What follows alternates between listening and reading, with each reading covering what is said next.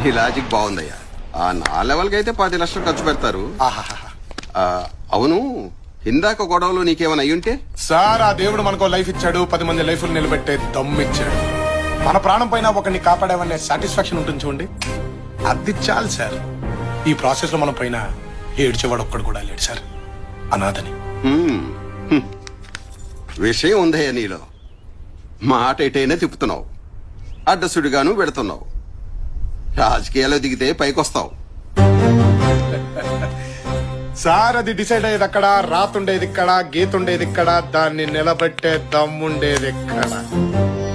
నాకేదో కావాలనిపిస్తే దిగను, నన్ను జనం రావాలని పిలిస్తే మాత్రం ఆగను.